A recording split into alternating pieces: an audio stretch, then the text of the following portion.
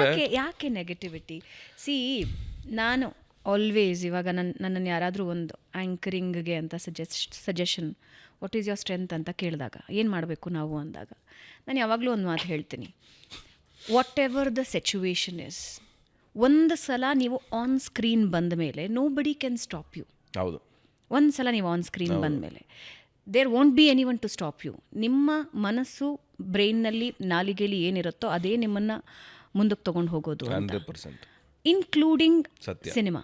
ಹೌದು, ಸಿನಿಮಾದಲ್ಲಿ ನಮ್ಮ ಪರ್ಫಾರ್ಮೆನ್ಸ್ ಏನು, ಡೈರೆಕ್ಷನ್ನು, ನಮ್ಮ ನಿರ್ಮಾಣದ ಓವರಾಲ್ ಪ್ಯಾಕೇಜ್ ಏನಿದೆ ಅನ್ನೋದಷ್ಟೇ ಎಂಡ್ ಆಫ್ ದ ಡೇ ನಮ್ಮನ್ನು ಜಡ್ಜ್ ಮಾಡೋದು.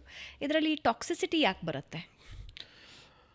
ಅಲ್ಲ, ಮನುಷ್ಯ ಏನಂದರೆ ನಿಮಗೆ ಬೇಸಿಕಲಿ ಮನುಷ್ಯ ಈಗ ಪ್ರತಿಯೊಬ್ಬರಿಗೂ ಏನಾಗಿದೆ ಗೊತ್ತಾ, ಒಂದು ನಂಗೆ ಗೊತ್ತಿಲ್ಲ, ಅಂದರೆ ಈ ಓಡ್ತಾ ಇರೋ ಜಗತ್ತಲ್ಲಿ ಎಲ್ಲ ನನಗೆ ಬೇಕು, ನನಗೆ ಸಕ್ಸಸ್ ಬೇಕು, ನನಗೆ ಇದು ಬೇಕು, ಅದು ಬೇಕು, ಇದು ಬೇಕು ಅನ್ನೋ ಜಂಜಾಟದಲ್ಲಿ ಮನುಷ್ಯ ಅಂದರೆ ಪಡ್ಕೋಬೇಕು ಅಂತ ಹಣದ ಹಿಂದ್ಗಡೆ ಓಡ್ತಾ ಇರೋ ಓಟ ಇದೆಯಲ್ಲ, ಆ ಓಟ ಜೊತೆಗೆ ನನಗೆ ಸಕ್ಸಸ್ ಬೇಕು, ನನಗೆ ಇನ್ನೊಂದೇನೋ ಬೇಕು, ಮತ್ತೊಂದೇನೋ ಬೇಕು, ಇದು ಬೇಕು, ಅದು ಬೇಕು, ಇದು ಬೇಕು ಅನ್ನೋದ್ರಲ್ಲಿ ತನ್ನನ್ನು ತಾನು ಕಳ್ಕೊತಾ ಹೋಗ್ತಾ ಇದ್ದೀನಿ ಅಂತ.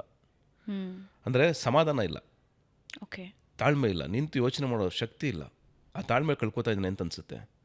ಅಂದರೆ ಸ್ವಲ್ಪ ಅಂದರೆ ಸಕ್ಸಸ್ ಅನ್ನೋದು ಇಮಿಡಿಯೇಟಾಗಿ ಸಿಗಬೇಕು ಅನ್ನೋದೇನು ಅವಶ್ಯಕತೆ ಇಲ್ಲ. ಇರಲಿ 1 ವರ್ಷ ಆಗಲಿ 2 ವರ್ಷ ಆಗಲಿ ನಿಧಾನಕ್ಕೆ ಮಾಡಬೇಕಂತೆ. ಅಂದರೆ ಯಾವುದೋ ಒಬ್ಬರನ್ನ ರೋಲ್ ಮಾಡೋದಾಗಿ ತೊಗೊಂಡು ಇಡೀ ಜಗತ್ತು ಓಡೋದ್ರಲ್ಲಿ ಅರ್ಥನೇ ಇರಲ್ಲ.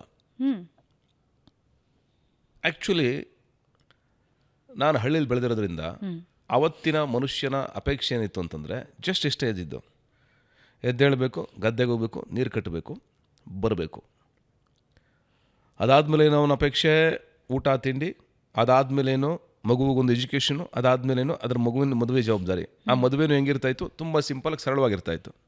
ಮನೆ ಒಳಗಡೆ ಮದುವೆಗಳಾಗ್ತಾಯಿದ್ದು ತುಂಬ ಸಿಂಪಲಾಗಿ ಆಗ್ತಾಯಿತ್ತು. ಇವತ್ತು ಮನುಷ್ಯನ ಅಪೇಕ್ಷೆ ಏನು, ಇವತ್ತು ಅವನ ನಿರೀಕ್ಷೆಗಳೇನಿದ್ದಾವೆ, ಇವತ್ತು ಪ್ರತಿಯೊಬ್ಬರು ಮನೆ ಕಟ್ಟಲೇಬೇಕು, ಅದು ಲೋನ್ ಇರಲಿ ಇನ್ನೊಂದಿರಲಿ, ಪ್ರತಿಯೊಬ್ಬರು ಕಾರ್ ತಗೊಳ್ಳೇಬೇಕು, ಪ್ರತಿಯೊಬ್ಬರು ಲಕ್ಸುರಿ ಲೈಫ್ನ ಲೀಡ್ ಮಾಡಲೇಬೇಕು. ಅವರೊಂದು ಟ್ರಿಪ್ ಹೋಗಿದ್ದಾರೆ, ನಾವು ಹೋಗಬೇಕು.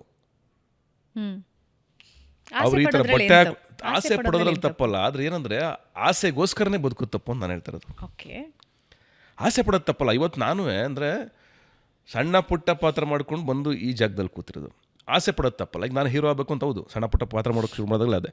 ಆದರೆ ನೀವು ಬಿಗಿನಿಂಗಲ್ಲೇ ನಾನು ಹೀರೋ ಆಗಿಬಿಡ್ತೀನಿ ಅಂತ ಅಂದ್ಕೊಂಡಿದ್ದರೆ ಬಹುಶಃ ಯಾವ ಅವಕಾಶನೂ ನನಗೋಸ್ಕರ ಓಪನ್ ಇರಲಿಲ್ಲ. ಬಟ್ ನಾನು ಯಾರು ಅಂತಲೇ ಪ್ರೂವ್ ಮಾಡಿರಲಿಲ್ಲ, ನಾನು ಯಾರು ಅಂತಲೇ ಜಗತ್ತು ಗೊತ್ತಿಲ್ಲ, ಜನಕ್ಕೆ ಗೊತ್ತಿಲ್ಲ.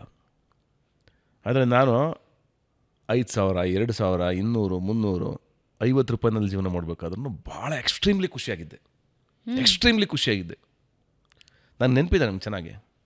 ಹೇಗಿತ್ತು ನಿಮ್ಮ ಆರಂಭಿಕ ದಿನಗಳು? ಭಾಳ ಬ್ಯೂಟಿಫುಲ್ ಆಗಿತ್ತು. ಅಂದರೆ ನಮ್ಮ ದೇಶದಲ್ಲಿ ಒಂದು ಪಾತ್ರ ಸಿಕ್ಕಿದ ತಕ್ಷಣ ನಮ್ಮದೆಲ್ಲ ಸೆಲೆಬ್ರೇಷನ್ ನೆಕ್ಸ್ಟ್ ಲೆವೆಲ್. ಒಂದು ಸಣ್ಣ ಪಾತ್ರ, ಶಿವಣ್ಣವ್ರ ಜೊತೆ ಆ್ಯಕ್ಟ್ ಮಾಡ್ತಾಯಿದ್ದೀನಿ ಗುರು ಅಂತ ಇಡೀ ಊರಿಗೆ ಹೇಳ್ಕೊಂಬರ್ತಾಯಿದ್ದೆ ನಾನು.